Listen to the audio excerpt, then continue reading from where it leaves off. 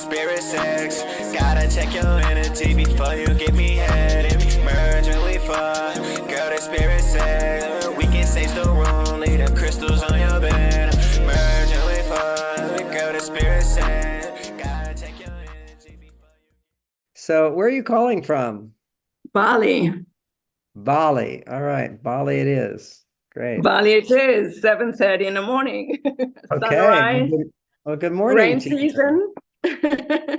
But maybe we start in introducing you. So thank you, John Gray. Like always, I'm so grateful to see you on our channels here. So we know you as the relationship guru of our times. You know, Men Are From Mars, Women Are From Venus is such a wonderful book to absorb and really understand the differences between men and women on a deeper level. I personally have the privilege of being part of your coaching team and bring this message to the world. And currently, I really build my main territory here in Bali and hold the company Mars Venus Coaching Bali. And hopefully we grow it beautifully over the next little while. And of course, I still coach in New Zealand and in the rest of the world. So John, there's so much to tell about you, but so many people know you. And for those who don't know you well enough, they can certainly see the introduction about you in the description below when we put it on the channel. So I have, the exploration is interview is the reflection between spiritual karmic relationship and two people meeting from a really place of physical and stronger sexual chemistry. So my first question is, what is the connection between sex and spirit in context to Mars, Venus, gender, intelligence? Oh, I think it's so much about sex and spirit. All right. I'm a very spiritual person. I was a monk for 9 years. After that, I was, having not had sex for 9 years, it was when I started coming back into the world, sex was very important to me to make up for lost time. And what I found is that when I had sex with a stranger, dating somebody just first night having sex, that much of my spiritual energy disappeared. There's like a sexual, spiritual potency that I had as being celibate. I could, I could meditate easily for 15 hours effortlessly. This is called spiritual potency. I felt, oh, I'm enlightened. Now I know 40 years later that there's so many levels of enlightenment. So I don't want to be bragging here. There's always more and more and more. But there was the experience of just feeling I'm one with the vast openness. The beginning experience was as a monk, meditating hours and hours, I would experience the vast openness of the universe. Then I became that oneness. That was another level of enlightenment, so to speak. And then feeling a oneness with other people, so to speak. So there's a lot of different spiritual experiences. People have them. But for me, just as in answering your question, what I found is that when I would have sex with somebody who I didn't feel a loving connection with, I would feel depleted afterwards. And yet when eventually I married Bonnie, I never felt depleted because the energy, the sexual energy was coming from a place of love. And the energy would go to her, and her loving response is bringing the energy back. And with that energy, I was giving to her. So it became more of what I felt. And that was the first workshop I started teaching after being a celibate for 9 years. No masturbation, no sexual release at all. You don't have to have sexual release. If you're meditating, you're transmuting that energy.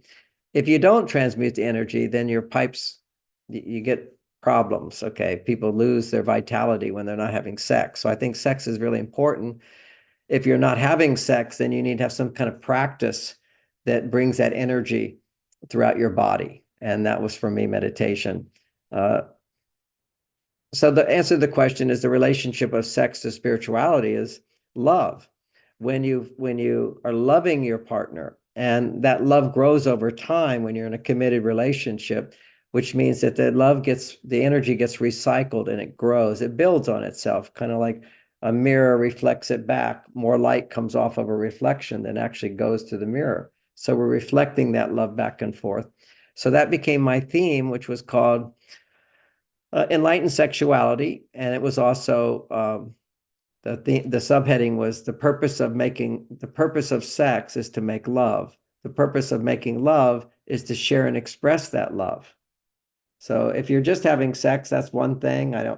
People have sex all the time throughout history, but they don't necessarily grow spiritually. But when you share your sexual energy with someone you love, and they love you back, there's a container. And in order to maintain that container and grow in that, for me, sex is love with my wife, and it can be the sexual potency inside of me is huge. I mean, I can have sex for hours and hours, and she's almost always in the mood because the connection is always there. Connection when couples are not necessarily increasing love while they make love. See, making love is increasing love. How do you increase love? You share it and you express it. You have to share it and express it. The purpose why sex is so good for that, because being nice to your partner is making love, doing nice things for each other, helping each other. This is all loving behaviors, increases love. But the uniqueness of sex is that sex is so pleasurable, we have these sex centers that when aroused in the right order, the pleasure is greater. So when you feel pleasure, your ability to feel increases. That's the point of it. So you can have sex as the ability to experience greater and greater pleasure. Well, that's for teenagers, okay, just to wake up. But then when you mature, I only want to create pleasure to feel more and express more love, to feel more and express more love. And so for a lot of couples, if they're not trained in this, at a certain point, they're feeling so much pleasure, it will start to decrease. Then they'll try to intensify it. So for a lot of people in sex, it's just trying to intensify, do something new. I want to find a new way to intensify, rather than recognize whenever you're trying to intensify, actually, it's a time to relax and feel more love and express that love. And that allows more energy to exchange. And then naturally, it becomes more and more pleasure, but you're doing it only for the purpose of increasing more love. Oh, thank you so much. Next question. Can sex replace our connection to higher spiritual realms, and or our spiritual connection to higher non-physical realms replace the need for fulfilling sex life? In a way, you have already mentioned a few things around that, but maybe you could dive deeper into it. Yes, happy to. It's a good question. Would you say it again? It was like two questions in one. Okay, so yeah, so can sex replace our connection to higher spiritual values, and Let's start with that Stick one. with that. Okay. Okay. Can it replace? It can express. So I'll tell you my journey, and it's not everybody's journey, but I think we can pull out of this something of value, which is, for me, I did spiritual bypass. A lot of people in the spiritual movement, the New Age movement and so forth, they're doing spiritual bypass, which is ignoring all their emotional stuff and just doing meditative practices. Practically speaking, in terms of the energy centers of the body, I'm just going to focus on sending the energy up to the top. Okay. And so I got really good at that. And those are my years as a celibate monk. I mean, with the crown chakra is infinite space. Okay. You're just like wide open. And so took years and years to develop. But once I got there, and part of getting there was through a lot of discipline. Discipline is denying what I want. Well, doing what you want is, like, I want to eat more. Okay, no, I'm not going to eat more. I'm going to fast. So what that does, in a sense, it squeezes the lower centers, forcing the energy to go up. Your sex center, is pleasure center. The second center is just pleasure. So when you consciously deprive yourself of pleasure, it pushes the energy up. When you consciously deprive yourself of power, no competition, you're not in competition, you're not trying to control others. You're, in a sense, for me, it was surrender to a guru, a teacher. So I was never trying to be more powerful than him. I just wanted to be humble. So you're squeezing, in a sense, the power center. And then relationships. You're not having intimate relationships with somebody else. Your heart is not opening towards another person. It's opening to the God. So you're squeezing that, energy comes up, and then you're doing a practice. Some kind of practice is you're expressing yourself in some way. And during that stage, it was a mantra. So I had a meditative mantra, and also movements I would do, which is expression, which is a throat center. And then from there, basically not, I know Zen, you won't move at all. But for me, it was not moving around the world. It was being in a room, being silent, not speaking, and deep meditation. That's, in a sense, not speaking, is squeezing here. But it's still expressing myself in a way that would bring me to the higher frequencies. And that's here, doing it in a practical way, which is resonating with something. So that's a sound mantra, is resonating. Some people will sing, but they're singing in resonance with something divine, some positive frequency. And then the crown chakra opens. So that was a practice of, actually, there's a sort of an example of the more ascetic lifestyle that you see in India, for example, sadhus, whatever, they give up all their life possessions and whatever. They're closing down all these centers so the energy goes up. Well, today people are doing that by just ignoring their emotions, okay? If you stay out of a relationship, ignore your emotions, or that's pretty much the way people are doing it now. So they do spiritual techniques to go up, and they experience this beautiful experiences, but they haven't really cleaned out all the other energy centers, because the deep ones, down your base chakra, where all the power is your unconscious mind. That's going to be all your stored trauma. Okay, so that stored trauma has to come up. That's why people often warn people against doing Kundalini exercises, because if you do it too intensely, it will bring up your childhood trauma, because that's where it's all stored. You want it to come up. Ideally, you bypass, you go up here. So here's the place you always want to come back to, which is love, happiness, the truth. Everything's really okay. We're in the right place at the right time. So that's a positive place. Then now you can go down into the unconscious, down into the subconscious, the second center. You can go into these lower centers, have a job, make money, whatever. But you have a place when the negativity shows up, you know where to go. You can come back to yourself. So that's why often people say, oh, they're just doing spiritual bypass. I said, that's a good thing for a while, so that you know who you are. And so that now when you lose who you are, which is you're angry or upset, or you're anxious, or you're afraid, or you're shut down, you don't feel good, you don't have joy and enthusiasm and positivity in your life, when that starts becoming toned down, it just doesn't necessarily all go away. It just gets toned down, kind of like a light bulb gets dimmer and dimmer. Put another shade around it, another shade around it, another shade around it. That's what most people, as they're getting older, you can see they just don't have the radiance that they had. Whereas you'll see some of these spiritual teachers have radiance. Okay, that means that they're able to integrate it in some way. They've been able to integrate it in. I mean, for me, I feel like a teenager when it comes to intimate relationships. I feel like a child when it comes to having fun. I feel like a baby when it comes to my relationship with God. I feel I'm always in God's hands. I ask for help. God helps me all the time. And I'm an adult at the same time. I work hard. I'm responsible. So these are all these different parts of who we are as human beings. And sex is a very, very important part of bringing that energy down to the second center, but it comes through all these other centers. And as it comes down into sex, then you use sex to come back up. Okay, so it's I was just reading a book just for fun for the Christian. If you look at the whole death of Christ thing and the resurrection, it's a metaphor as well, which is, that you have to die first. You have to come down here and face all your demons, and then you rise above them. You can only rise above, but now you're consciously being aware that I'm not this body, but I use this body. I'm in this world to be of service to this world. So sex means you're bringing it all the way down, right next to the unconscious, second center. And so sex awakens that energy from the base, which is why when you're in an intimate relationship, which is open through love, coming down through the centers, expressing love, feeling love, sharing together in a equal, respectful way, and then you get the pleasure of and the ecstasy of physical intimacy. What then will happen is then your stuff in your subconscious mind will start coming up. That's why couples always they get triggered.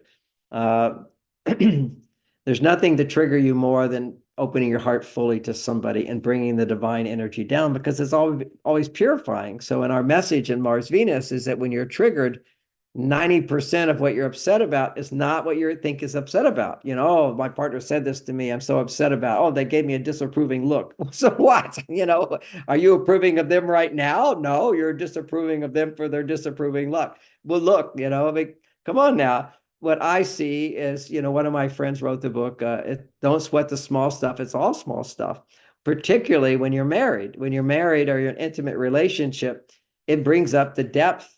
It pulls your divine energy down all the way to the second center, and that awakens the base center, and your unconscious feelings start coming up. And when they come up, they don't say, oh, my partner looked at me in a disapproving way, I'm so upset with them. That's how it looks. But really, it's my unresolved issues about dad disapproving of me, my school teacher disapproving of me, my mother disapproving of me, my sister disapproving of me, whatever it is. Somebody else disapproved of me at a time where I didn't have high consciousness. I was completely vulnerable to, if you disapprove of me, then I must be bad. And that doesn't feel good. And so then you shouldn't make me feel that way. A whole variety of resistance. Well, that stuff is in us. The more enlightened we become, the more the light will shine into the darkness to heal it. So sexuality is a way to ensure that you're always facing that stuff, which means you're going to be triggered. What you have to understand is whenever you're triggered, that's not the time to look to your partner for anything. That's the time to look to yourself, to your friends, to your coach, to your therapist. You know, in the Middle East, they've really figured this out, because in the Middle East, where I teach sometimes, I was in the government building and I'm talking to all the government people. They love my message so much there that they say I'm the only Westerner they've ever let into their government buildings. It was very, they just love me. But what they really like about the message is they have embraced the whole idea of women in the workplace. Okay, so the whole administration building, almost 90% of them were women. But I explained to them that women in the workplace, it's all about us being of service to people that you don't know, you don't care about, or whatever. So they're all on their male side, and they burn out, and they get stressed, and they get unhappy, and they get competitive, and they're dissatisfied, and they have complaints. Why is that? Because they need to come back to their female side. And Mars Venus coaches, they love them because it's a place where women can, in a sense, share what they're feeling and learn how to share what they're feeling to feel better. And then when they feel better, then they can look at how to reinterpret the situation, that it's not all about everybody's against me, but it's about people have their problems, I have my problems, and everything's okay. And I can learn new skills. We teach skills, as you know, how to ask what you want. But most importantly, for women in the workplace, we know the stress level is twice as high for women. That's the biology of being in a job where you're nurturing others, but they're not nurturing you back. See, a mother nurtures her children, and motherhood is something that's different from fatherhood. They're two different things. But when a mother is caring for her children give her back unconditional love. See, that's the fuel. She's getting a love that nobody can give you other than a child, okay? Or somebody who's really hungry, who you feed them, and they just all do whatever you want. So you're taking care of a child. This is unique hormones that women have, these nurturing hormones.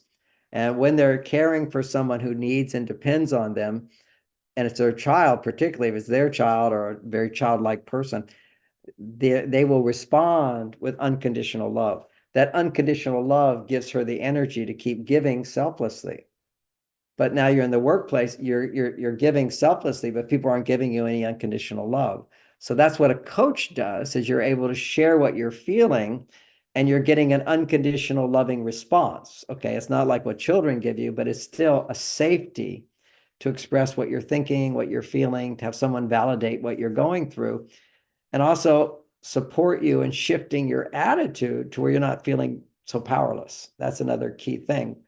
We often feel that as coaches in Mars Venus, we don't want people just to feel victimized. Certainly emotions are victimized emotions.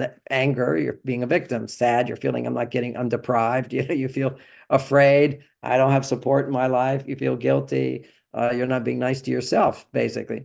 So these are all victim states, which we have to express in order to come back to realizing that everything's not so bad.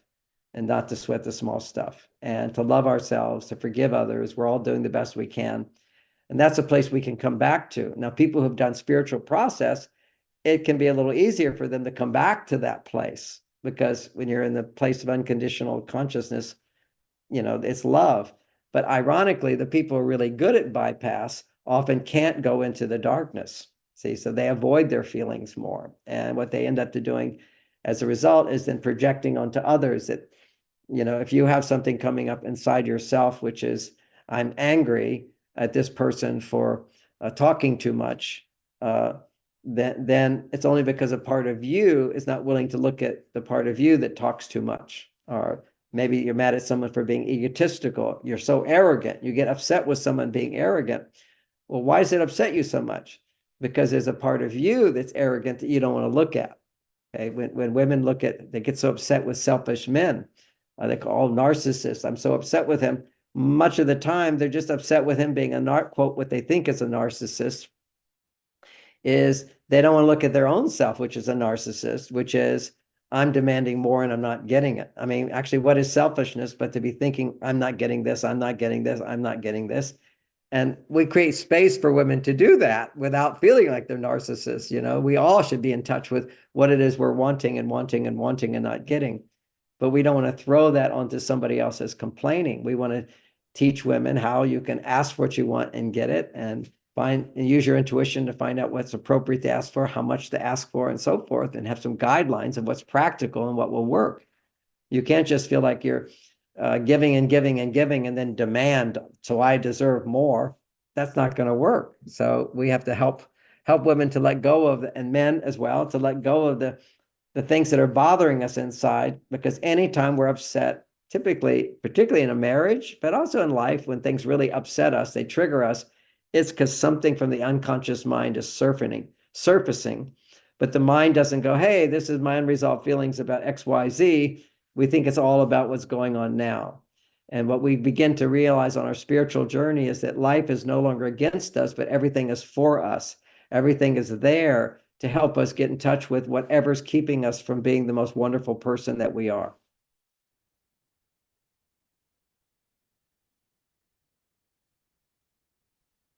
I want to move us now to a different space. We are going now to the sacred sexuality part and almost the ecstasy of it. Can we find spirituality or even reach God through sex or our own sexuality? Well, there's two ways to do it. Okay, so see, we are from one perspective, we're already there. I mean, there was one level of enlightenment. I remember I was a little crazy because I was in the ecstasy of God consciousness at that time. It's a stage along the way, and I just looked at everybody. It was like a little crazy, but it was tangible to me, which is, you're all enlightened. Don't you see that you're all God? Everything is God. Just and then you realize, okay, not everybody knows they're God. Okay, so life's back to normal.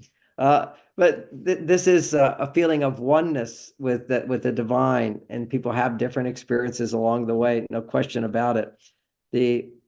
The ecstasy of having an orgasm is actually kind of a glimpse of divine intelligence. It's not the enlightenment, it's a glimpse of that. It's an experience of that.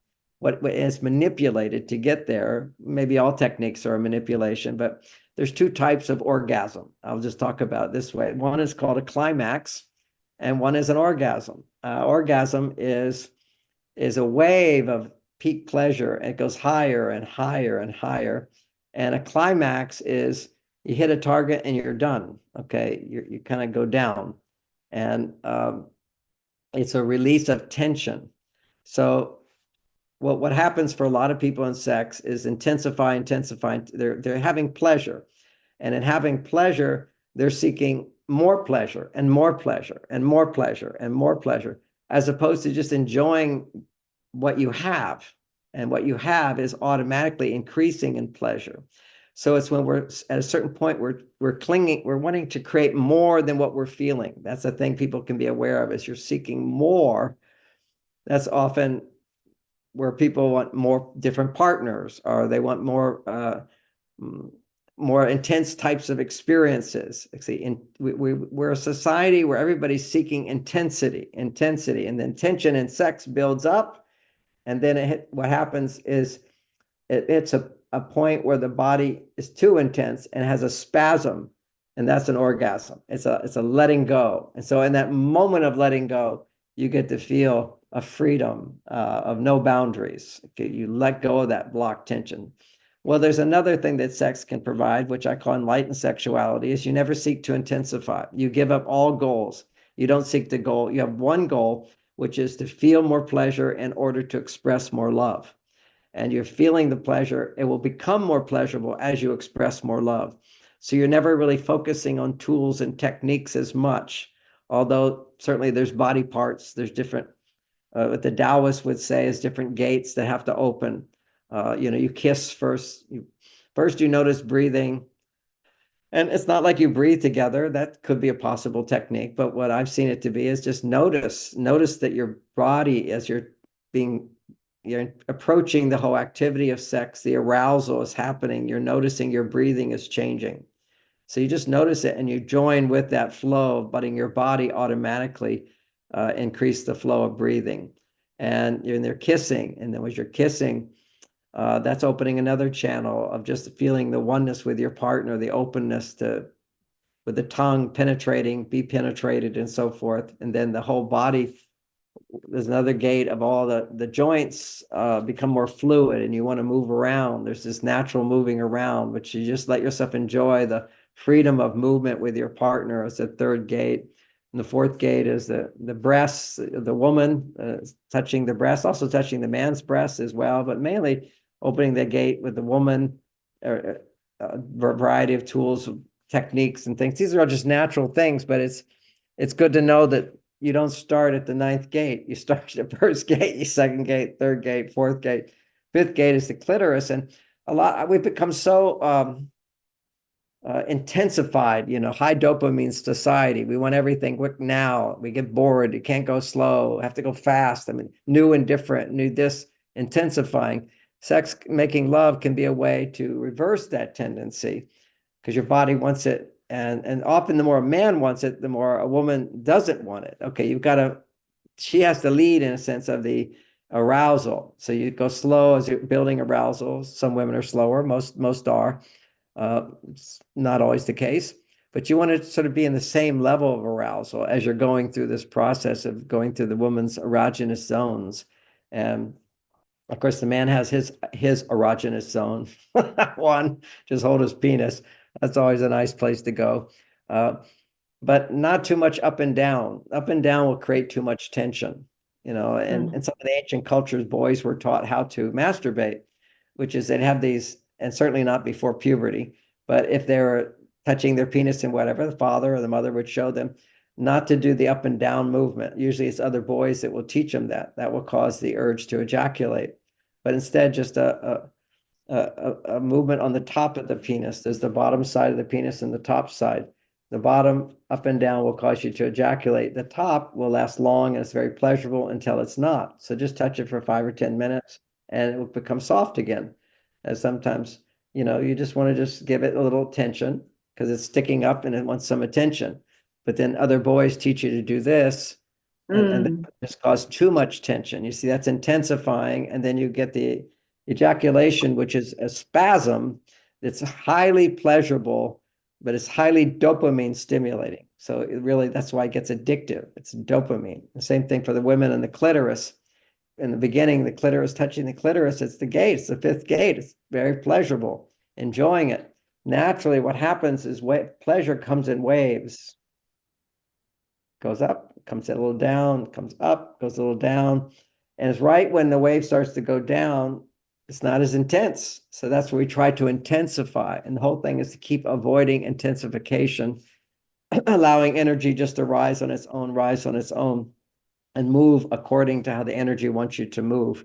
Spontaneous, natural, sometimes fast, sometimes slow. There's no prediction. Your body regulates all this by just not trying to intensify. Not trying to intensify is my main technique.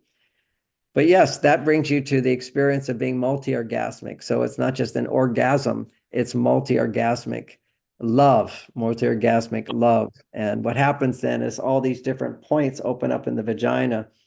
That's the sixth gate is the vagina. The seventh gate is the G spot starts to come up, and that feels really good to be touched. It's more emotional. I teach at that time to talk. It's very important to talk.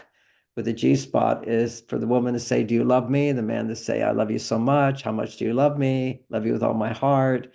Are you happy to be with me? Am I the only one for you? All the things that women like to hear. It's because they need to hear those things. And this is the best time to have that talk. That's generally around the G spot. That's a very emotional spot. Now you're really feeling way more love than before and sharing and expressing that love. Then was at the sixth gate, seventh gate, eighth, ninth, and 10th gate tend to be the cervix will start to come down to be touched. Then to the side of the cervix is another point. Often scientists say that's the A spot, cervix is the C spot, and the other side is the B spot. But they can actually have cameras where they've seen these spots actually become showing up more. Often it just shows up as a woman goes, ooh, that feels really, really good. What are you doing? What are you doing? It's because different spots will open up as her feelings of safety and love open up. And then you have this ongoing ecstatic experience of feeling a balance of your feminine energy and your masculine energy. The two become one. One of the feelings you can have is kind of a spiritual cliche. It's words until you experience it. But that one is, I am that I am, and I am that I am, which is actually, those are three distinct spiritual experiences. But you have those when you're in love with someone, and the feeling of I'm yours, I'm all yours, and you're mine, I want to take you. See, that's a woman taking you into the body. I'm yours, you're mine, we are one. And that's the spiritual oneness of ecstasy. When you brought that oneness all the way into the body, that's very profound. Very beautiful. John, which of the two genders, looking at the Venusian and Martian energy, has greater capacity to hold this container? I have an idea, but I would love to hear you saying something about that, because it is really holding space for that, isn't it? When two people come together. Well, what you're doing as a man is you're holding space. You're the container for a woman to open up and feel safe. Okay, it's like I'm the walls around the castle, and she's safe inside the castle, and then I come and join her in the castle. But the whole time I'm still creating the space around her. So a woman can hold space for someone, but she's on her masculine side at that time. So it's very interesting is that when he enters her, she is now holding his penis. Okay, so she's around him, but he's around her. So his space surrounds her, he enters in, and then she's now holding him as he's filling her up. So there's a void, there's an emptiness that's filled up through the male energy. He fills her up with his penis, basically. So there's a place of holding each other. But generally speaking, I look at the hugs. I teach people sometimes in my seminars how to hug a Mars-Venus hug, which is the man's arms wrap around the woman, and her arms come on the inside. So he's like the outer protecting her. And I noticed that myself is like when I was very more feminine, I liked when a woman put her arms around me. I kind of felt like, yes, she'll take care of me. She'll do my laundry. She'll cook for me. She's always there for me. And that's my female side. And so I realized, I want to always strengthen my male side, which is I am there for her. I'm there for do things for her. And she on the inside, just feeling me supporting her around, she's feeling, he will care for me. I don't have to do it all. And there are other movements. If a man is rather tall, sometimes they're very romantic, as a woman puts her hands up over his shoulders like that. And that's very romantic as well. But then another one is his arms around her as your basic Mars-Venus hug. So the same thing in sex is he's holding her, he's around her, and at a certain point, as she's opening up, he enters up, and she's now holding him, his penis, while he's holding her. So you got her now going to her male side and her female side, him being on his male side and his female side simultaneously. That's the whole ecstasy of making love, is harmonally the experience of love is estrogen. When your body's making more estrogen, you're capable of feeling more love. Now, women make generally, if they're happy, 10 times more estrogen than men. So women are not as horny as men, generally speaking. And with some women are addicted to sex from too much clitoral stimulation or trauma. But generally, women can feel love in so many different ways. So they're not thinking about sex all the time. I mean, you can read the studies. If you're a man, you can actually take time to reflect on it. But they're studying college students, males, and they're thinking about sex several times every minute. Okay, so they have a little thing that they would clicker on it or whatever it was. But it's not like always thinking hardcore sex. They're thinking, oh, I just saw some legs over there. I'm seeing something over there. Would I want her? I wouldn't want her. Even when you're thinking I wouldn't want her, you're thinking about sex, and you go, oh, who's in the car with him? Who's that blonde I just saw? What does she look like? You know, there's always this search inside of the male for intimacy, physical intimacy. And women, of course, are much more interested in the characteristics of a man, what he can provide, his integrity, his qualities, and so forth, getting to know somebody, relationship, what we could share together. It's not all just sexual. And that's because women have higher levels of estrogen. But when men have an erection, what's happening is, most people don't know, men have to make estrogen to produce an erection. He has to have enough testosterone to hold, so that, see, they work like they balance each other like a seesaw. Okay. When you're focusing on testosterone, let's just say I'm running a race and I'm competing, I'm not feeling a lot of love for anybody right now. I want to beat you up. I mean, I want to win the process. I don't care if you lose. I want to win. Okay, that's a lot of testosterone. And then, oh, I care about you winning. That's my estrogen. Well, football players can't be worried about the other team winning, right? You got to win. So this is part of life, is to find the balance of, I'm going to take care of me so I can take care of you. And I'll take care of you so you'll take care of me. That's nurturing. That's what you do with a child. I'll take care of you, and that child will give back unconditional love. So men, particularly because they have more testosterone, they require 10 times more testosterone to 20 times more than a woman. And a woman makes a lot of testosterone. Okay, no question about it. Compared to her estrogen, she has a lot of testosterone. But men make 10 times more to 20 times more, and they have to. Otherwise, they're depressed and angry and irritable and passive, and they can't get it up. So men need to have that testosterone level goes up. That's starting to feel he's wanted. He feels appreciated. He feels trusted by her. You know, she's interested in him. When you're interested in a man, and then you take off your clothes, or you're willing to show a little more skin, to his subconscious mind goes, oh, she wants to have sex with me. When a woman gives the message she wants to have sex with me, even though he's not thinking any of this stuff, he's just going, oh, you know, she's wearing a short dress. Okay, simple as that. You see men just, oh, a girl wearing a short dress more than other people. Men will just look. They're going to look, because it's, first of all, it's new and different. It's out of the realm. But that's what we're designed to do, is look for the woman who wants to show up and be naked with us. Because the woman who wants to be naked with us is the woman who we can make a baby with, and that's called evolution. You know, so food and sex, this is what makes us civilization. So anyway, so that natural desire is there, whether he's aware of it or not. It's happening all the time. If somebody walks in the room naked, a woman does, you know, if a man walks in the room naked, everybody looks away. A woman walks in there just showing almost everything, everybody looks. This is just natural. This is natural stuff. Yeah. So the direction here I'm going, kind of got lost on that one. Tell me the question again I'm answering. Oh, we are talking about reaching God through sex. I mean, that was okay. I know where I'm going we here. started. So it's about balancing the hormones. And I was mentioning a concept most people don't know, is that this female estrogen hormone has to go up. His testosterone has to be higher, which is, I feel wanted, I feel desired. See, when you're wanting a man, when you're open to being vulnerable with a man, which is take off your clothes, is one superficial level of vulnerability, primitive, but I'm taking off my clothes with you. You're trusting him.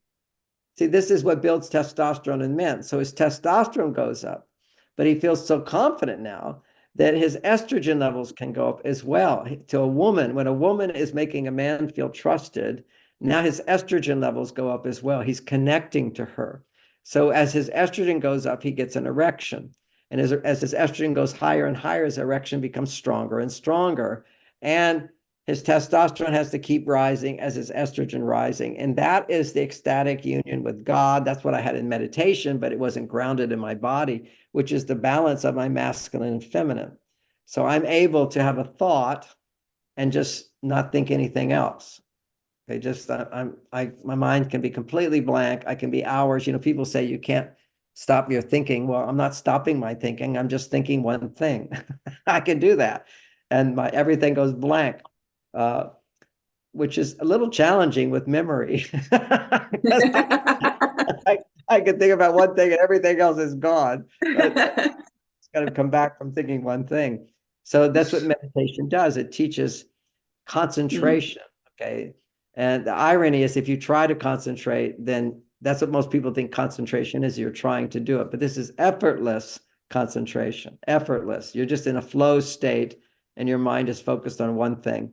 And so well, sex, this is the great thing about sex, is it's effortless. Okay. It's easy to feel pleasure. Okay. It's effortless. So as you go with feeling the pleasure, now you basically continue to think, okay, I'm feeling my pleasure. Now I'm choosing to feel my love, to feel the love in my heart and share it and express it. And so the woman basically says at various times, she can say, do you love me? He said, yes, I love you. And there he's feeling more love to express. And then how much do you love me? Like the stars in the universe, and more love is expressed. This is a powerful intention. Part of all of the historical yogic practices that I know, and then the practice of the cities, the powers, is you go into samadhi state, which is you're experiencing a oneness with all, and you're in a flow state. And it's an empty state too. And in that emptiness, you just set an intention, like feel happiness. And then suddenly you just start feeling all this happiness. Or you set an intention, feel compassion, and you start feeling all this compassion. Or you have a intention to feel love. And the Yoga Sutras actually, I think it's a better expression of the word love, but it's called friendliness. Think about whenever you're friendly, you're feeling love. It's such an easy one. Just be friendly, nice. That's love. So you just think friendliness and think of all the people you're friendly towards, and you'll just be filled with love. Now, you can do that right now in a non-meditative state and just think about being friendly and you'll feel a little something. But when you're in a place of emptiness, and that's all there is when you set that intention to feel love. And now you feel a lot of love. You feel a lot of compassion. You feel a lot of happiness. You feel a lot of spaciousness. You feel lightness. You feel humbleness. You feel magnetic. That's another one, be able to feel your power to attract things to you. These are different meditative states, but the ultimate of all of them is to balance the masculine and feminine within you. And hormonally, that means for women to have very high estrogen level along with very high testosterone level. And that's a biological measurable thing, is that when women are having their ovulation, then what happens 2 days before ovulation is a brain chemical, luteinizing hormone activates her adrenal gland to make more testosterone, increase her desire for sex. So this is the balance. When women's estrogen goes up, then they want to have more sex. See, what is the desire for sex is your masculine side. And so that naturally happens. Now, a woman is different from an animal in that she doesn't have to wait to be in heat for her estrogen levels to go high. She doesn't have to wait to be ovulating. With romance and with intention, she can, through relationship, she can raise her estrogen to this very high level, and then her testosterone goes to a very high level, and then she experiences orgasmic ecstasy. Instead of it just be an orgasm, which is a glimpse, it's holding on to that ecstasy again and again and again. And you have this experience, kind of an out-of-body experience. One definition of ecstasy is to stand outside of, the Latin roots, is you're actually standing outside of your soul. There's a source, another self, which is outside of you. And it's like when you access that other self while you're also in this body, it's ecstasy. It's this self knowing itself as this body. There's a thing in Hinduism, which is Sat, which stands for the existence, Chit, which stands for consciousness. So when consciousness is aware of itself as the body, but also aware of itself at the same time, then you have bliss, Satchit Ananda, self knowing itself. in this form, but it knowing itself as separate from, but also part of, and you have this spaciousness. So a lot of times when the woman is making love, she'll feel like I'm dying. That's called the petite death. The French would have an expression for that, is that whole sense of self. You're getting in touch with the bigger self. So the little self is disappearing. And that's the orgasmic ecstasy of divine union with God or with the higher power. Wow, this is so fulfilling answers. Thank you so much. And I want to paste this now a little bit more into a evolutionary question. I mean, we see on Facebook and on social media, all these spiritual singles and twin flames, and there are all these terminologies thrown around. And are spiritual seeking men and women better lovers, or would you say there's another dimension to it? Well, let's see, there's a town nearby my town, and there's a woman in the town. She's the Tantra teacher. She's the expert on sex, and everybody goes to her. She teaches them everything. And I met her husband. I said, well, tell me what sex is like. We hadn't had sex in 2 years. I say, why? Well, she's always telling me what I have to do, what I don't do, and nothing I do is right. So it's not even fun for me. So that's sometimes the case. There's a lot of people that teach things that they don't live it. And sometimes because of that, the way they teach it is not really going to work for other people.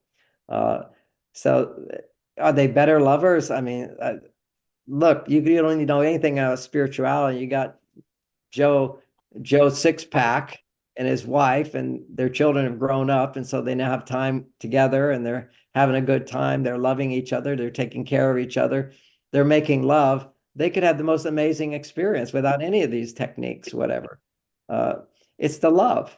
And so if you have a life where you're successful in loving each other, and, a lot of, I'll just speak for a lot of, quote, spiritual people, they think they're being spiritual when they're in a community where they're all having sex with each other. Okay. So all I could say is you're just a bunch of animals having sex. Okay. And it feels really good. And you can feel your union with God there, for a brief moment, because you're feeling more, so I can eat ice cream and I feel more, but it's not an established spiritual integration of bringing the divine through me into the world to create a successful, meaningful life. So there's so many ways to have sex, and, a new partner every time. This is what the emperors of China did. They had concubines. And so every night it would be a different woman.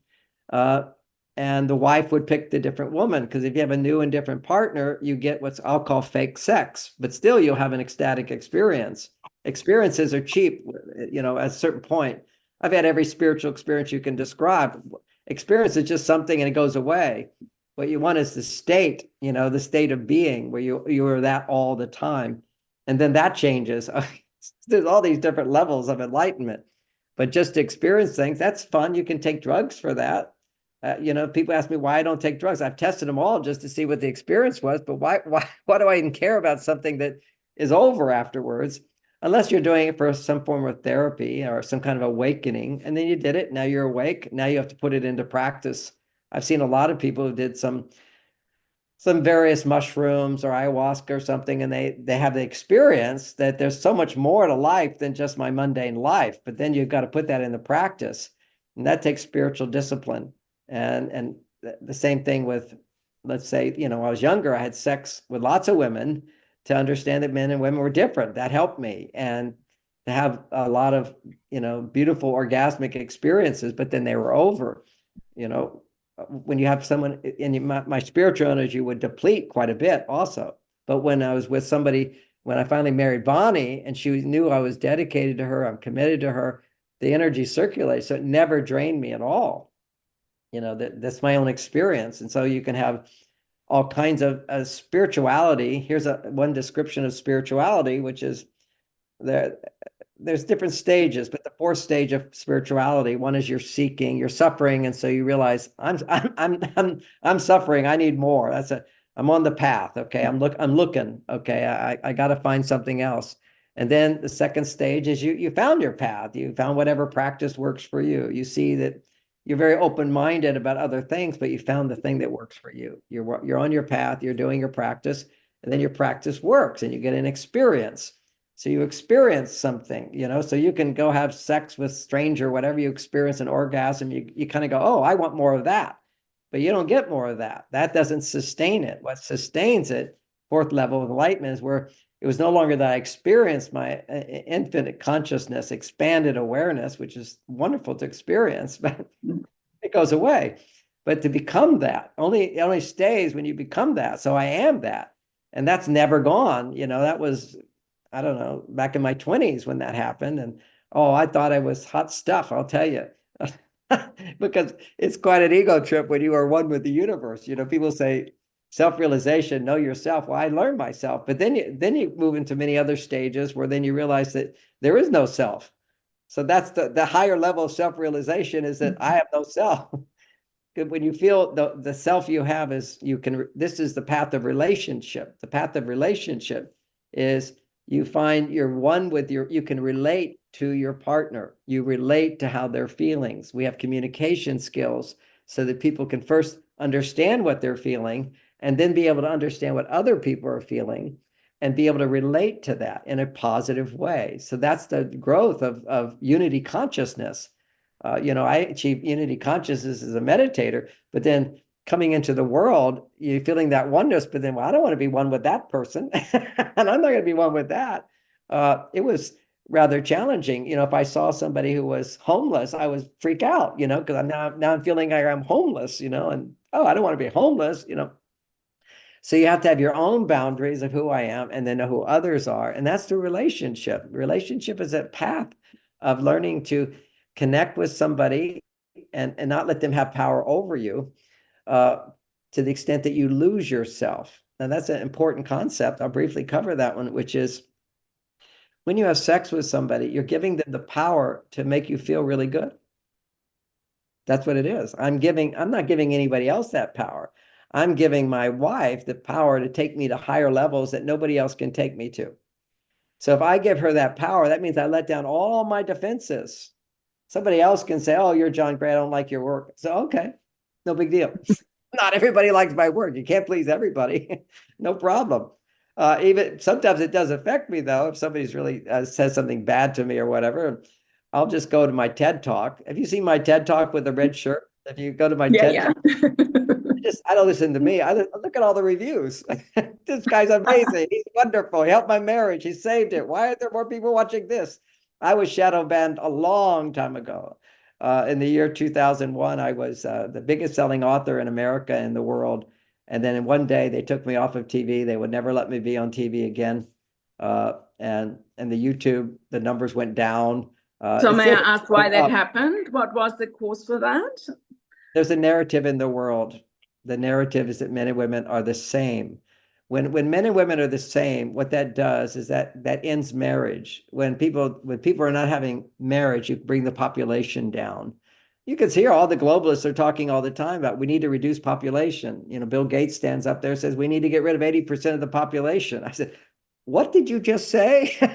How are you going to get rid of 80% of the population? And then he said, with education and with birth control and with vaccinations. That's what he said. How's that going to get rid of the population? You got to go, what is going on in this world? But there's a huge, huge narrative. It started a long time ago. We want to basically have women and men. We want children raised according to the government. The government should be their teachers, not their parents. And so they do everything they can to get the children away from the parents so they can re-educate the children to think the way they want. And they think what the way they think is a good thing. This is every communist country has always, Stalin said, Mao said, you know, give me the children in one generation, I'll have the country. You indoctrinate the children. And right now, children are all being indoctrinated. They started in the universities. That's why Men Are From Mars became so popular. I was countercurrent. They're constantly telling people we're all the same. There's no difference between men and women. And I'm over here saying, wait a second, let's look at the obvious here. And it took it to another level because there was so much resistance to men and women to acknowledging that we are different. What I did was able to give more examples of how we're different. And with that greater awareness, we now have a greater awareness of how we can nurture those differences in each other. Because that's the most important factor when it comes to sexual attraction for a lifetime. Sexual attraction to your partner from a lifetime. can only be achieved if there's polarity. Polarity means I'm more masculine and she's more feminine. That's it.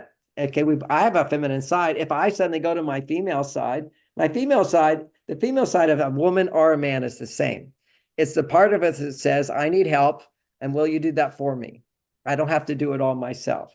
If you look at any woman who's stressed, she says, I have so much to do. I have no time for me. I have no time for me.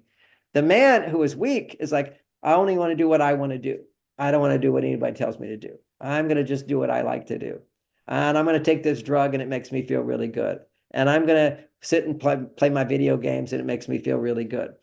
The part of us that says, I'm dependent on something outside of me to make me happy, that's my female side. The part of me that says I'm dependent on someone else to do something for me, that's my female side. My male side is, I'll do that for you. I do have dependent. My male side needs a job.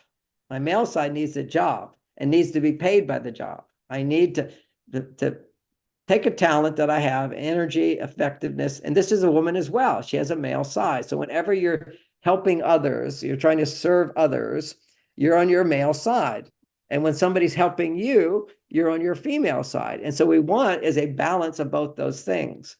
So what happened historically is there's a narrative, which is what Mao did. Mao had all the women cut off their hair and they made everybody just the same. When you're just the same, you have no sexual attraction. And this is true in gay relationships as well, is that very quickly the sexual attraction goes away, but it's also true to their partner. Not, for men, they can have more sexual attraction for others, but that sexual attraction goes down. It also goes down in heterosexual relationships. Why? Because the polarity goes away. All it takes is for me to be on my male side, and I get dressed. I dress up tonight. I'm taking my wife on a date, and she says, don't wear that tie. It doesn't match your suit. And then I say, okay. And then she says, let me show you a tie to take. I said, okay, I'm cool. I'm a loving guy.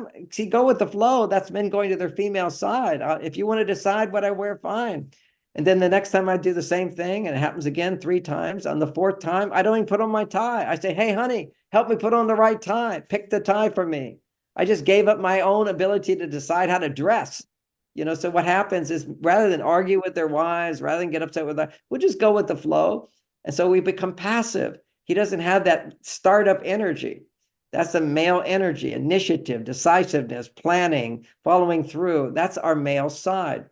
Women end up having that, okay? They take charge of everything. And that's their nature because they do have a male side to take care of children. They have a lot of testosterone. But to fuel that without them burning out, they need a child giving them unconditional love, not a husband. Husband cannot handle that part. But he has to understand adult relationship, making love to her, treating her with respect. She needs to communicate. She needs to feel understood. He needs to do things that prioritize her. As coaches, we train men how to do this. Love can be learned.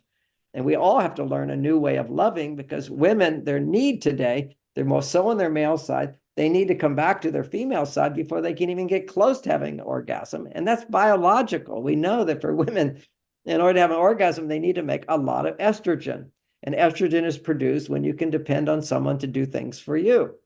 And so if you don't have that, you start with having a coach. You go to a coach who actually has the knowledge of how to provide you with, if you're a woman, how to process your feelings. If you're a man, he'll teach you coach will teach you the strategies so that you can provide for a woman and achieve your goals more effectively.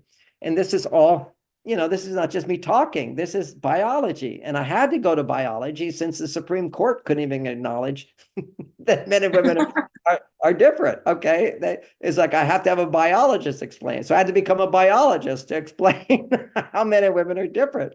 Because people are so indoctrinated now that you can't even, it's offensive to even say that men and women are different. And that started for me in the beginning. That's why I created Men Are From Mars, Women Are From Venus, an answer to my prayer, to make a playful way of expressing our differences so people didn't get so triggered by it. They get so triggered. And then, it became so big and everything just got too big for the establishment. Not in other countries, but particularly in America. That's where they canceled me right from everywhere. Okay. It was just like, I used to be on every TV show on a regular basis as a visiting expert, coming in to 18 shows with Oprah. One day, everything stopped.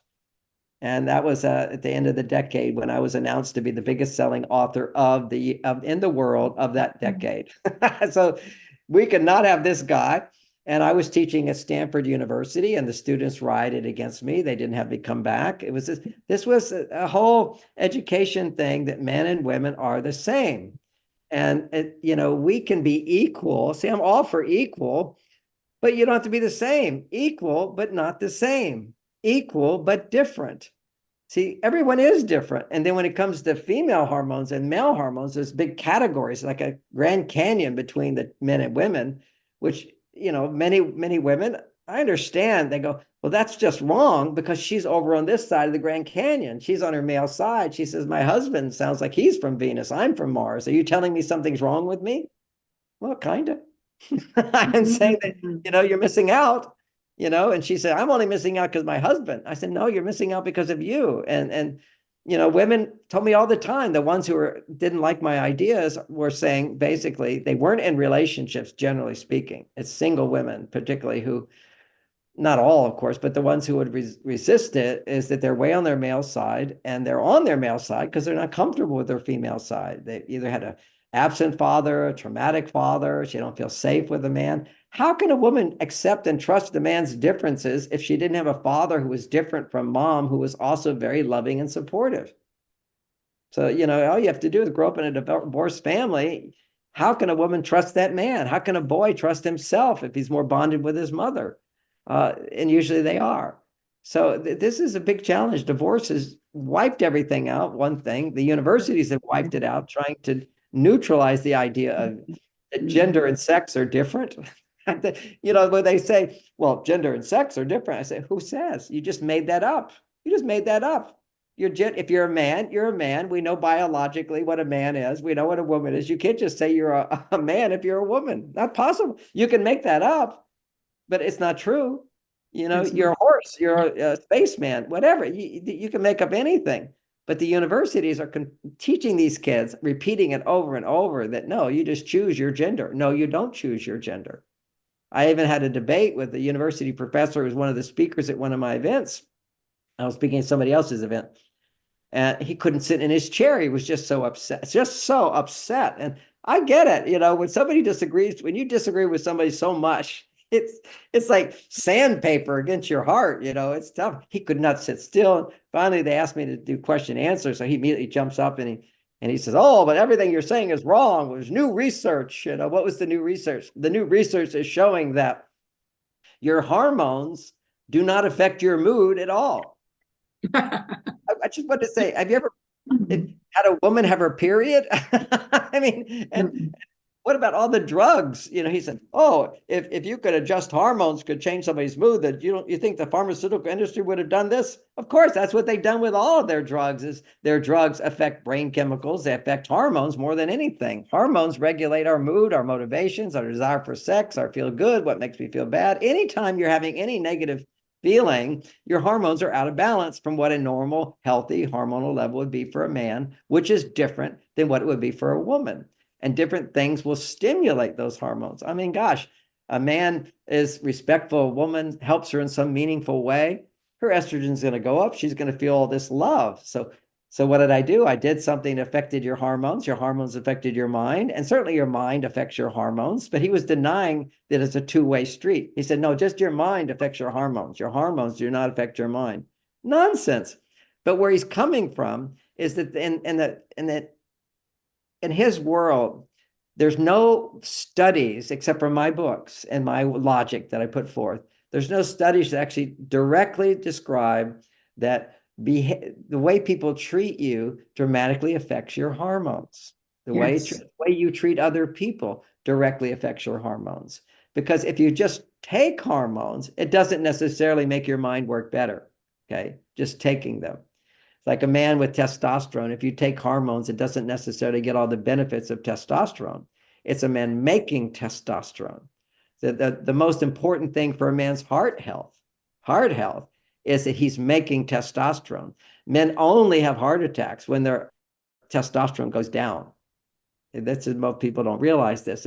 When a man retires, his testosterone levels significantly drop. And the insurance company says when a man retires, means he's not going to work anymore. He has 3 years to live before his heart attack and dies. That's their insurance. These are like actuaries. They understand this. That is tied to men retiring. Well, what biologically happens when you retire? It's that you can't make testosterone anymore. So giving that man testosterone isn't going to keep him from heart disease. It's going to be doing the things that raise testosterone, lower your stress level, and your heart is healthy. It's not even cholesterol. It's oxidized cholesterol that is somehow equated somewhat to heart health. Somewhat, not really that much, but it is. But it's not the high cholesterol. It's the high oxidized cholesterol. Oxidized cholesterol is only produced when you're in a state of chronic stress. Any man who's in a state of chronic stress, even if he's sitting there watching a video game, he's still, or watching TV, he's in a state of chronic stress because he's not making enough testosterone. Testosterone, when it's being made, lowers your stress. When testosterone goes down, your stress levels go up. This is real simple biology. And yet they don't have any knowledge of this. They're just thinking when I say, hormones affect your mood, they're thinking, well, you mean taking the hormones? No, don't take the hormones, make the hormones. So when a woman comes to a coach and has somebody she feels unconditional support from, meaning you're not going to be judged or criticized, but you're going to have empathy, and you share your feelings and your thoughts, and someone helps you become more aware of what your feelings or thoughts are because they ask you questions, that raises your estrogen if you're a woman. That will lower your stress level and train you how to express feelings without trying to change somebody. You see, complaining is always trying to change somebody. If you express negative emotion to complain, you're only going to reinforce more negative emotions. Your brain just will have more and more negative emotions, and your brain will loop again and again. However, when you talk to a coach, you're actually training your brain to talk without trying to talk about things that are bothering you, without trying to use that to get love and support. You're actually paying someone to get the love and support. You don't have to convince them. They're happy to do it. You pay them. Good job. I'll do my job. I'm right here for you. So this is like retraining the brain not to use negativity to get what I want. So many people are out there victims all the time trying to think, I'm such a victim. You should change for me. That only makes them more negative. That's what we've turned into with all this identity politics, where everybody's like, I'm this group and I'm this group and I'm mistreated this way and I'm mistreated this way. This just reinforces negativity. This is the opposite of where we need to be going, which is get out of the whole idea of we're all so different. Yes. What we do is we get into we're pure human beings, but in that realm of human beings, the real differences between men and women, besides personality differences, is gender. It's the most basic difference there is. And we know that right with our biology. The Y chromosome that women do not have, the Y chromosome is in male, and people don't realize it. What does that Y chromosome do? It creates, we have thousands and thousands of genes. I have every gene that you have. All males start out for the first 3 weeks female. And then the Y chromosome at 3 weeks releases 23 genes. Okay, turns on 23 genes that women do not have, and men have that. It releases these genes. And these genes, these 23 genes, they override many of the female genes inside of me. They override it. But that has to be triggered. So a lot of males today don't have their masculinity because they don't have a male around them to trigger those genes that override their female side. So they think they're female, or they have too many female characteristics. They have no confidence, they have no motivation, they're irritable, they're angry, they're violent. A lot of this, what people don't know is that we're seeing all this stuff about people having gender dysphoria. 80% of gender dysphoria is autistic children. Yes.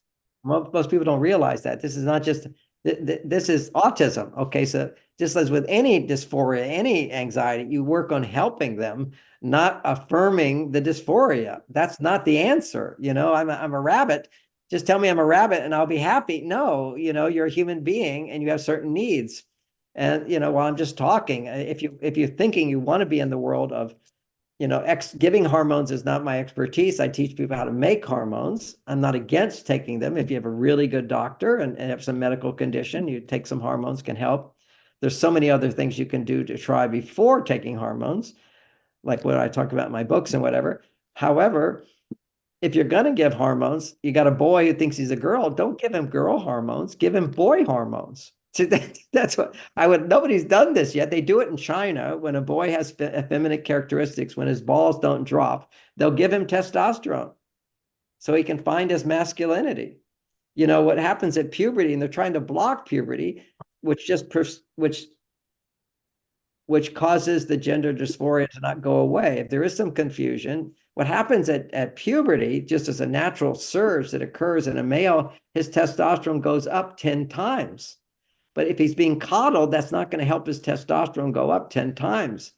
In every tradition, there's always been initiations where they take the boy away from the mother at puberty, and he has to hang out with the guys and do guy stuff. And guy stuff is what stimulates the genes to override the female genes. So the potential is there, but he needs to have it triggered and stimulated. Just like my wife's potential to be orgasmic is there, but I have to take her on dates. I have to listen to her feelings. I have to do romantic gestures. I hold her hand sometimes. I give her hugs. I give her compliments. I give her reassuring gestures. I make her important. That raises her estrogen. So now she really wants to have sex with me all the time. So I can generate that by my behavior can affect her hormones. Her behavior affects my hormones dramatically. So that's what we have to recognize. This huge hormonal imbalance, this whole gender dysphoria is just hormonal disbalance inside of us. We have to work in harmony with our biology. If we work against our biology, we only have more suffering. John, the subtitle of this interview is Sacred Seduction Secrets for Spirituality Seeking Men and Women. You talked so much about the emotions, the body. What are you doing, or what would you recommend to men and women to do every day to actually enhance a lifestyle that embraces all of that you have, taught us today? Okay, so this is a great question. This is where I get to the nuts and bolts. We talk around it, philosophies, ideas. Some are good. Some people relate, some may not. But this is the nuts and bolts. If you want to have a great, great love, making love, sacred sexuality is making love. Okay, to feel and express love. It's not a bunch of tricks and performances and postures and weird tools that you're using. You get rid of all the machinery. You're not using vibrators. You're not using any of that stuff. You're not using porn. You're not depending on fancy outfits, but dignified grace. There's a value to slowly taking off clothes. There's a value to having candles in the room rather than light. There's a value to soft music. There is setting the tone of relaxation and safety, not the tone of intensity. We're looking at relaxation. We're looking at vulnerability for women to feel safe. Now, next thing. What you do outside the bedroom is more important than what you do inside the bedroom. Inside is very important, but outside is more important. So what happens outside is you do learn this technique. You're in a this is just for couples who love each other. Sacred sexuality is you're having sex with someone you love and you're committed to. That's what makes it sacred. If it's just having sex with somebody, you're just an animal. Yeah, okay, I was a teenager, okay?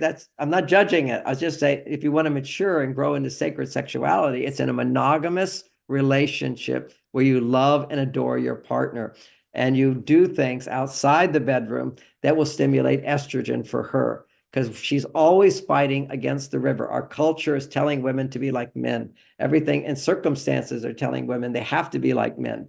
It used to be that a man could have a job and own a house without the woman having to work. Therefore, when the children started growing up and now they're in school, she could choose to do something part-time so she could spend time when the children come home from school. Okay, there used to be a choice for women. Women are all saying, I want choice. You lost your choice. The economy now cannot support one person. You need two people. Why do we need two people? Because women made a choice a long time ago saying, we want to be making money too. So now when you have a woman making money and a man making money, you have twice as much money. So what do you do with twice as much money? You get a mortgage, which is twice as big as what you could do before. And now when you can get a mortgage, which is twice as big, now the value of houses just doubled. So now real estate is more expensive. Houses are more expensive. So it takes two people to now pay for that house. Unfortunately, that's the situation. It's a very tough place. Maybe we'll wander back to that. There's a thing, redemption is always possible. But you start with, if you're on your woman's on a male side, what a man can do to bring her back to her female side. And when you're good at this, men, your wife will be multi-orgasmic and want to have sex more than you. Okay, so that's the dance. And when she wants sex more than you, it's because you have an erection that works every time. What happens is often when men's erection stops working, then women start going, I want more sex. It's just another complaint that they have, which will just knock it down as well. So a little subtlety there I just mentioned. Because women often say, I'm the one who wants sex. She's in her 40s and he doesn't. Well, when he was in his 30s, he wanted it and you weren't in the mood. Now you want it. But really what you're wanting is to feel his desire for you. He's desiring you, wanting to make love to you. And he just doesn't anymore because it's been knocked down too many times. It can come back when you find your vulnerability, and he helps you find your vulnerability. So keep in mind that sex in the beginning is automatic because you're producing a lot of testosterone and a lot of estrogen in the woman just because it's a new relationship. New relationships produce dopamine. Once relationships are no longer new, familiarity sets in. You don't get free testosterone as a man. You don't get free estrogen as a woman. You have to create these hormones. I mentioned before, I didn't finish it. When you look at the Emperor of China, every day he has to have sex. If he doesn't have sex, if he doesn't get an erection every day, his son now gets to be king. So the wife wants to make sure he gets an erection every day because she wants to be queen, not his son's wife, right? So she's got invested interests here too. She wants the power. He wants the power. So she brings a new wife. That's the concubines, thousands of women. So every time she have women massage the woman, play music, put oils on her body, stimulate her to where she's fully aroused, then bring an aroused woman into the room with this old guy. He never saw her before, and he'll get an erection. Why? Because the newness is there and she's putting out female hormones. Okay. She's got female hormones up to kazoo. It's putting out pheromones that wakes up his desire and he can get an erection. He can stay emperor. Okay. That's a very primitive way to do it. What you want is to be able to know that the reason that worked is because new and different will raise his testosterone. Okay. So that's that. We want, if you want sacred love, it's going to be the same person, and you're going to be able to find higher and higher levels of love with the same person. That's the magic. That's when life doesn't have to be a drug trip in order to feel great. That's when the mundane is divine. It's sacred. Everything becomes sacred, worship or worthy of worship. I mean, it's this beautiful state you can get to. Sex is grounding your spirituality into that state by being in a committed relationship, working through any of the issues that keep you from feeling love towards your partner, and then affirming that love every day with a little process. And this is what I was getting to, where I call it the reassurance exercise. Every day, at some time, she says to her partner, do you love me? He says, yes, I love you. She says, how much do you love me? With all my heart. Do you think I'm beautiful? I think you're so beautiful. Are you sure? Yes, I'm sure. Are you happy that you met me? I'm so happy. Are you happy you married me? I'm so happy I married you. Will you always love me? I will always love you. Do you feel lucky to have me? Yes. All those are insecurities that every woman has. She may not know it. If a woman says, I don't have those, then you just don't know what your female side is. That's the female side. It's looking to feel love, just like a man's male side is looking for success. I want to feel successful. I want to feel I make a difference. If I don't get reassurance, that's why we like to get paid, is if I don't get paid, then I feel like I didn't make a difference. So this is very, very important for our male side. Important for the female side is that I am loved. I am loved. And he could be saying, oh, I love you, I love you, I love you. Well, her reaction often then is, yeah, but why did you forget to empty the trash? Or yeah, why didn't you tell me the other day? Or why did you get mad at me 3 years ago? You know, so women have all this insecurity about love, which makes them go to their male side. If I can't love is I can depend on you. I can trust you. You're there for me. Well, when I can't trust you, I have to do it myself. Now you're on your male side. So bring it back to bring her back to the female, she has to ask for the reassurance. That's the most vulnerable thing. Do you love me? Yes. How much do you love me? With all my heart. Now you practice this every day. Once a day, you practice it. And then often it's the women who won't do it. So then, you know, basically he has to now ask her, say, honey, let's do the process. And then she goes, okay. Because women have more resistance most of the time than men do. All you have to do is set it up with a man.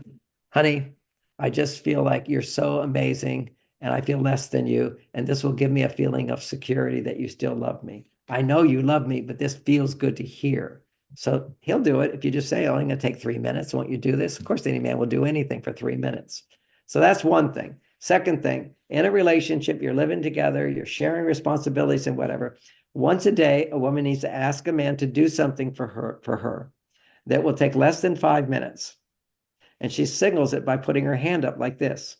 Hand in the air, it says it's less than 5 minutes. And she asks him to do something for her that she could easily do for herself. But she's asking him to do it, and she doesn't have to do it. And she gets to enjoy not having to do something for a few minutes. And then she can't go off and be overwhelmed with something else. It's something where she can relax. I would like to do this for myself. Like, I'll make a cup of tea. Honey, would you make me a cup of tea? And he knows this is just this once a day. It's the request that's going to be in less than 5 minutes. Another thing is a man pursuing a woman. Women love to be pursued. So 4 times a day, he pursues her to give her a hug. He sees her in the morning, looks for her in the morning, gives her a hug, goes away. Honey, I'm leaving. Let me give you a hug before I go. Or she's leaving to work. Oh, honey, before you go, let me run and give you a hug. See, this little extra effort to seek out her, not her seeking him seeking her receiving the hug, enjoying it, occasionally saying, as during the hug, right after that, one of those hugs, she could do you love me? I love you so much. How much do you love me? And sometimes it will seem not as fantastic as in the beginning. You create a flow, and it comes back. It becomes a little less dramatic. It becomes more, it becomes less, it becomes more. You just create that effortlessness where she feels I can ask for what I want. He's still interested in me. He pursues me. And you plan your dates. You do something special occasionally. There has to be something extra special occasionally. But this is something you can do every day. That's called that's called creating polarity. That generates those hormones. See, I got this idea right from the whole thing about romance. When you're taught how to treat a woman on a romantic date, you open the car door for her, right? You open the door for her, something she can do for herself. And I remember the first time I did it, Bonnie said to me, I can do that. I said, oh, honey, I know you can do that, but you do so much for so many people tonight. Let me do this for you. That's romantic. That's romantic. Now, that's one side of romance. That's him doing things for her that she could easily do for herself.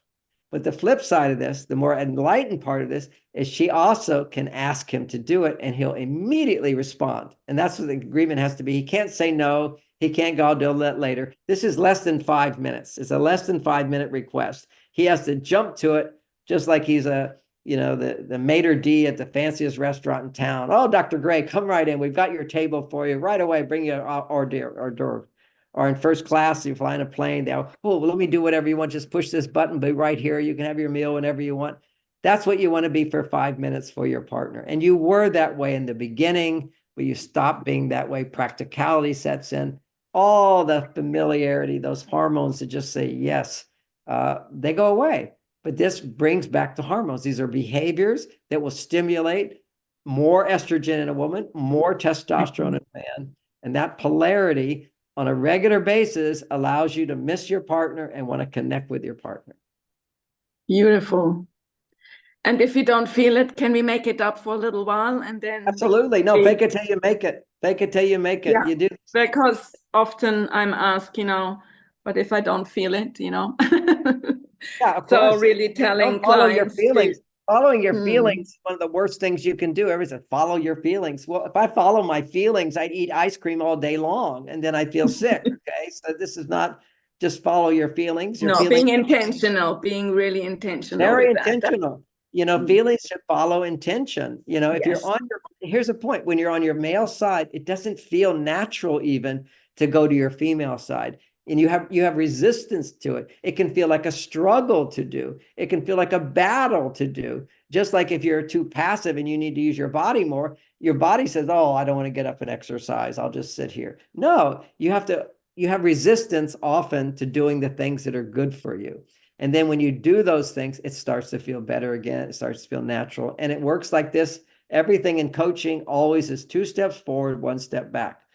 2 steps forward, 1 step back. That's how life moves. Nothing is just go forward all the time. I always tell Can I bring one last little element in? Is the element of spirituality. If people don't feel they're spiritual, but still it could be really helpful to expand into a more greater awareness. Yeah. Are there exercises, would you say couples should sit in front of each other and eye gaze? Or is there something simple, really simple couples can do, even if they don't feel they're going into the space of complete, now we are becoming something else, because often it's I just gave you the eye gaze. If you're feeling really loving, you can do eye gaze. I'm not a big eye gaze person. My thing is express, but the eyes are the window. But if you're upset with your partner, don't look in their eyes. Okay, it's the worst thing you can do. I heard some experts saying, the secret to resolving an argument is when you're mad at your partner, just look into their eyes. No, that's the worst thing to do. If you're having a little conversation, it's a little tense, sit together side by side or do it while you're walking. Okay, so you're not looking at each other. Because eye contact, if you have resistance to your partner about something or you anticipate resistance, basically your partner will resist back with eye contact. So yeah, there are processes you can do. Actually, I do them in my workshop. I tend to be with my partner. My recommendation is you feel your love. Just give reassuring love. And at that time, you're looking them right in the eyes. But you're bringing it not just eye contact. It's looking them in the eyes while you're doing, do you love me? How much do you love me? Do you like me? Do you forgive me from yesterday? Have you let it? Are you still mad at me about that thing I said? No, honey, I'm not mad at you. Do you promise to forgive me? Will you always love me? See, everything you want to hear from your partner, you have to ask for. That's called being a grown-up. Okay. In the Bible, it says, ask and you shall get. It doesn't just come to you. Take one step forward, God comes 9 steps towards you. You have to ask. You have to open up. That is the secret to all this. And if you look at everything that ruins relationships, is this idea where women are constantly, it's not wrong. Women are always testing. Does he love me? Does he not love me? Does he love me? Does he not love me? I'm giving a talk. I'm looking at my audience. Am I getting to everybody here? Am I not getting to everybody? I'm constantly looking for reassurance. Am I going the right direction? How do I want to do this? Well, same thing for women. Am I being loved? Am I not being loved? So they're constantly looking, whether consciously or not, am I loved? Am I not? Am I loved as much as before? Has he changed? Have I done something? Did he do something? This is all going on inside of women. They overthink everything compared to what's really going on when it comes to a man. So that tendency of insecurity is to ask for the reassurance you need. Often 90% of the time when a woman wants to, he's not talking. I want him to talk. Why do you want him to talk? What you want really is reassurance that he's not mad at you, that he's interested, that you're important to him. You do want connection, but you can have connection by going into him, or you can have connection by him going into you. You don't have to go into a man at all.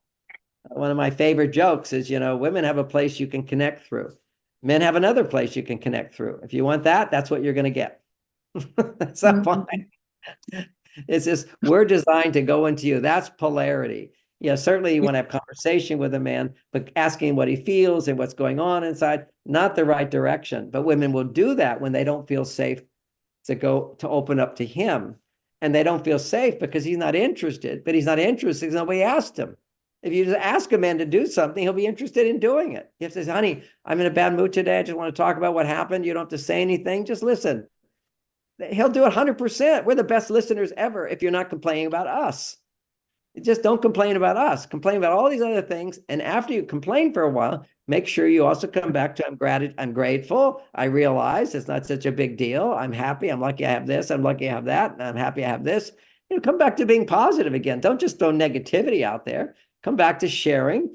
And it's easy. It's a little discipline. Is if you focus on a little negativity, that will raise your estrogen too. All negative emotions or positive emotions raise estrogen. But it doesn't last. If you're doing negative emotions, it goes up and it goes right back down. If you share positive emotions, it stays up. So sometimes to feel positive, you have to share this happened, this happened, this happened. That's our feeling letter exercise. We help people process their emotions. Then you come back to the positive emotions. It's a discipline. It could look as much as saying to your husband, oh, honey, I just want to talk for a few minutes. Oh, today, there was so much traffic. I had to talk to so-and-so. He did the same thing. He didn't pay. I keep calling these people and they didn't do that. And so she complains a little bit, shares her frustration, disappointments, her worries, her concerns. And then she says, but actually, I'm really grateful I have this. I'm lucky we did this. And I realized it wasn't a big deal. And I'm so happy to have you listening to me. I feel so much better. I feel connected. Thanks so much for listening. Boom. That's like a few minutes. and he listened to you, and you got your need to connect. She needs to connect. One quick little thing, a little technique, my daughter has that class, Understanding Women, at marsvenus.com. And one of the things that I just think is so brilliant, she shares so many brilliant things that I didn't think of it, so I really think it's brilliant, which is when her husband is listening to her, sometimes he completely detaches, like so many men, because he's thinking about it. He's not feeling what you said, but he'll suddenly just pull away, and emotionally she'll feel he disappeared. And rather feeling threatened or disconnected, all you have to do is simply say, so you're thinking about what I said. And every man will say, yes, I'm thinking about it. And you'll get a positive response. His tone of voice will give you all the connection you need. Because what women are constantly, whether they're aware of it or not, they're looking for reassurance all the time. Just like those studies on men thinking about sex all the time. It's, these are biological realities, whereas women know they need to feel loved. Men know they need to have sex. And a woman who wants to have sex with him in a primitive form meant that she has a high level of love or trust with him. So we're getting that message. We're looking for that. And, many men will say in this whole sacred sexuality world, we get these, what are they? The free love. Okay, I'm so free. I can have sex with anybody. And I can go here. And we have open relationships and freedom here. Talking about jealousies coming up and negative energy coming into your relationship. Now you're taking your precious energy that you share with your partner and giving it to some stranger. It's like giving all your money away. And it's like, wait a second, that's mine. It's like people don't realize energetically you're growing in this sexual potency, sexual love potency over time that makes problems little things. When your sexual potency goes down, your love potency goes down, it's like everything's a problem. Everything's irritating you. And all it takes is him or her to go off with her vibrator, him to go off with his pornography. And you just drain the sex energy. The potency is not there, which makes you more addicted to having sex. So it's like we want to free ourselves from that dopamine hit and make it more of an emotional process of using sexual feeling. Sexual pleasure allows us to feel more. And as we feel more, feel what's inside of us and express that. And for women, it's expressing their pleasure or expressing their vulnerability, their need for reassurance. For men, it's expressing through his behaviors and reassuring words that will touch her heart very deeply, as his body is touching her very deeply, and so forth. So you do body, mind, spirit all comes together, but only with love. That's what sacred sexuality is using sex in order to make more love between a man and a woman. And I was making the point about these guys who say, okay, we're designed to have many women. No, you're designed to make babies. And if one woman won't have baby with you, then you're designed to find another one until you can make a baby. Because when you can make a baby with a woman, which means she loves you, you find a woman that theoretically, women didn't want to have sex with you unless they felt enough love for you that she could trust you to be there for her. See, that was the whole idea of waiting for marriage. The logic behind it is you don't have sex until you're married, because when you have a baby, he's got to stay. So basically, when women feel enough love for a man, knowing he'll stay, then you have sex where you can have a baby. And if you actually have sex with a baby, this is now biology. If I have sex with my wife, after sex, I've made different hormones than if I had sex with porn or sex with a prostitute or sex with a one-night stand or another woman or an affair. My body literally knows who you're having sex with. Are you having sex with somebody who loves you, who depends on you? If I have sex with someone who loves me and depends on me, my body makes prolactin. Prolactin inhibits my desire to have sex with other women because it means I found the woman to love me. So we're all looking for love as well. We have to be successful to get the love. But when you get that prolactin drop, it inhibits your desire for sex.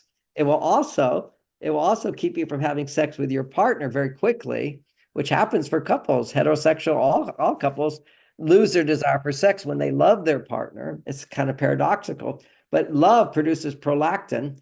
Prolactin lowers dopamine, and dopamine, if you're depending on dopamine or intensity in order to produce testosterone and estrogen, then without the high dopamine, you're not going to have your sex drive. That's why you need polarity. So you need to be with somebody you love, that's sacred, and that will produce polarity. I'll be with you in just a minute. So I got an appointment I got to go to, but that's the magic thing. How do you keep the passion alive is create polarity. And when you're with someone who you love, then as a man, you're free from lust. You see, there's this thing that rules a man's life, his whole life. He's looking for a woman to have sex with, suddenly you're free from that desire. You've got it. I can give another example. When I was younger, I was always looking for the house I wanted to live in. Then I got the best house in the neighborhood. I can look at any house and go, I've got better. I mean, we as human beings are constantly comparing. I have a better house than anybody in the world. Somebody else might think their house is better, but all the things I want in a house are here. So because of that, I never lust after another house. I don't lust after another car. There's nothing I look after because I've got it. And that's freedom, the freedom to not have to try to get more. I've got it, and I'm passionate about it. That's what monogamy can give you if it's sacred sexuality, where you find what you're really looking for, and you hunger for it. Now, once you satisfy it, I'm not thinking about sex. I never think about sex because I get in bed, I get naked with my partner, and boom, it happens. It's there, having what you want, as opposed to, oh, I can't have it now, can't have it now. And this is what goes on with people when they don't understand what we've been talking about, which is how to create sacred sexuality. Thank you. Where can get people more from you? On your website? Do you do events online at the moment? Do you do any courses? What can people do to learn more? Well, to learn more, you go to marsvenus.com, marsvenus.com. If you forget that, John Gray, Mars Venus, any of those words, I'll come up. It's marsvenus.com. And there's a free course right there to introduce you to the practical basics. We talked a lot of philosophy today, but the basics of techniques to use in your relationship, I explored some. Then after that, we've got these free video blogs that I do with my daughter, Lauren. And then we've got courses. I've got a course on sex that I teach, and a course called Understanding Men for Women Only. And if you're a couple, I suggest the man watch it with his wife. It's an amazing, fun course. My daughter wrote it. I helped edit it, and we had big discussions to make it. It's the best thing we offer as far as I'm concerned. So that's called Understanding Men at marsvenus.com. John, I'm so grateful. Like always, it was fantastic. We'll see you again soon, and wish you a wonderful day. And yeah, all the best. Thank you so much. All the best to you. Thanks, everybody, for listening. You have a great day. Thank you. Bye-bye. Bye-bye.